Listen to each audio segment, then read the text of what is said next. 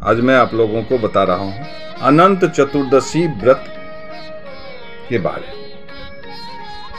यह व्रत भाद्रपद मास के शुक्ल पक्ष की चतुर्दशी तिथि को अनंत चतुर्दशी व्रत मनाया जाता है। अनंत चतुर्दशी को अनंत चौदस भी कहा जाता है। अनंत चतुर्दशी जगत के पालनकर्ता भगवान विष्णु की उपासना का प्रतीक का पर्व है। विष्णु पुराण में इस व्रत की महिमा का विस्तृत वर्णन किया गया है। इस व्रत के संबंध में यह लोक कथा प्रचलित है कि जिस समय युधिष्ठिर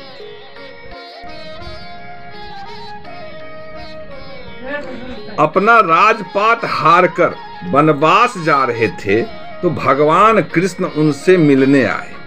उनकी कष्ट कथा सुनकर भगवान श्री कृष्ण ने उन्हें अनंत व्रत करने की सलाह दी, जिससे करने के पश्चात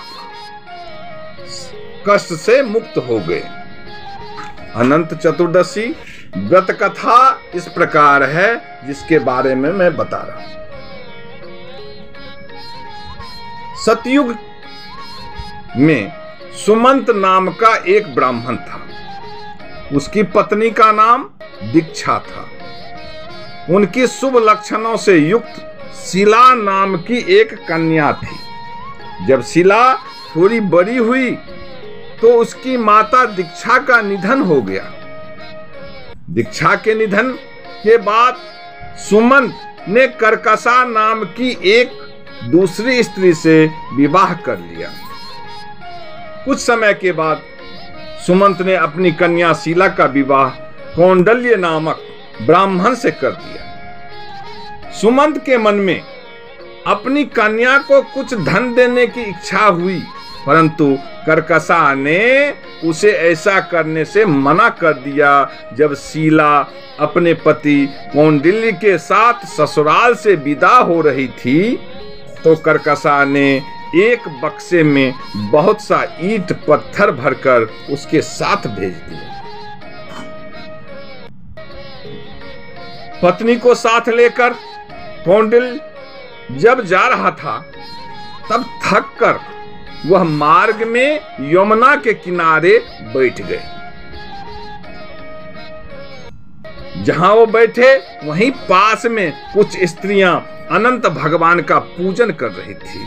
नवविवाहिता शीला ने उनके पास जाकर पूजन में भाग लिया और विधि के अनुसार एक डोरे में 14 गांठ बांधकर उसे केसर के रंग में रंगा और अनंत भगवान का पूजन करके अपने हाथ में बांध लिया। शीला के घर आते ही घर जगमग हो उठा। सारा घर धन धान्य से परिपूर्ण हो गया। एक दिन कौटिल्य ने ससुराल से मिले हुए बक्से को खोलकर देखा तो उसमें रखे ईंट पत्थर को देखकर अत्यंत क्रोधित हुआ। शीला के हाथ में पीला धागा बंधा देखकर उनसे यह समझा कि उसे बस में करने के लिए शीला ने कोई यंत्र बांध रखा है। उसने उसे छीनकर आग में डाल दिया। उस डोरे को आग से निकालकर शीला ने पुनः अपने हाथ में बांध लिया, परंतु कौटिल्य के आचरण के कारण घर में रखी सारी संपदा धीरे धीरे खत्म होने लग गई। जो कुछ था उसे भी चोर चुरा कर ले गए। घर में दरिद्रता आ गई।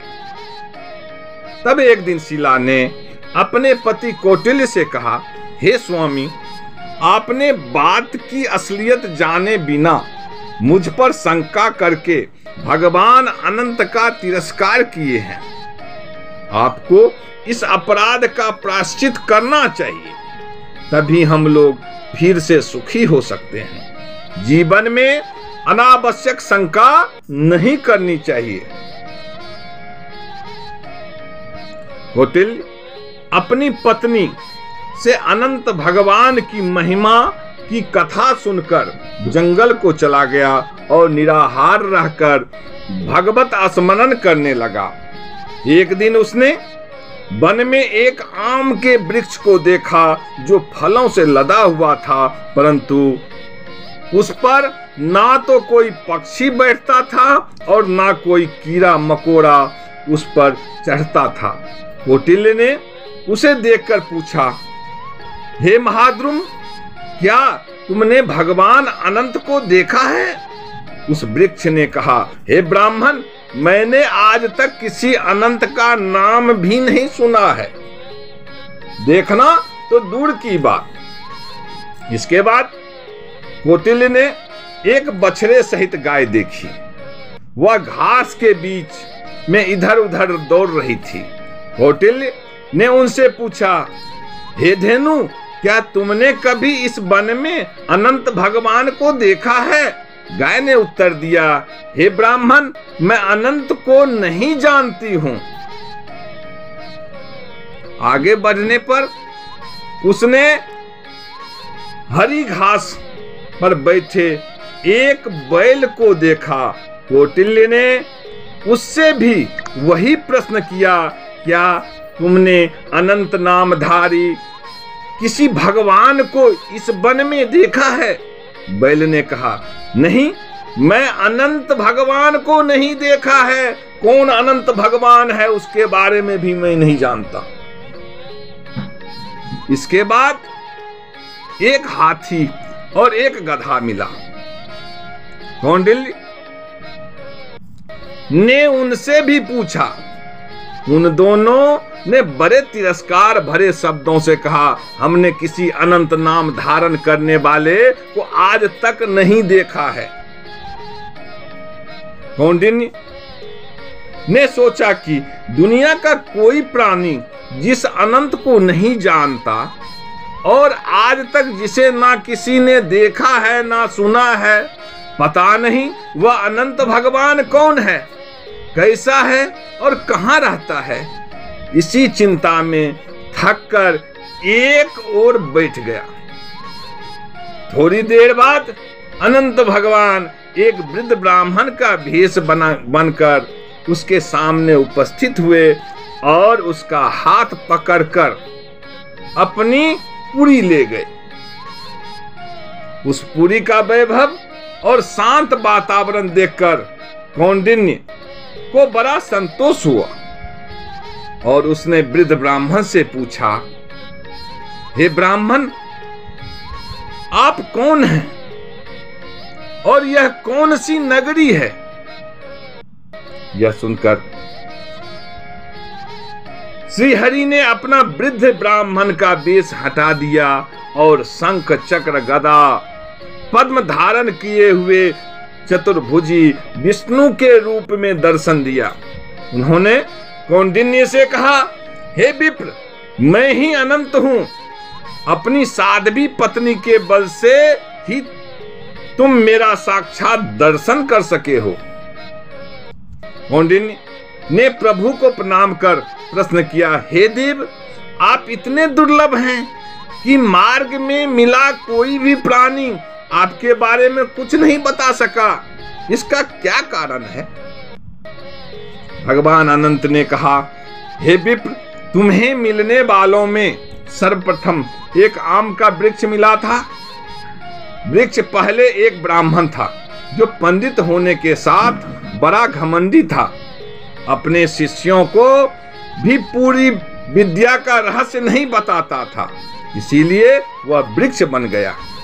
दूसरे, आपने बछड़े समेत गाय के पास गए जो स्वयं पृथ्वी थी।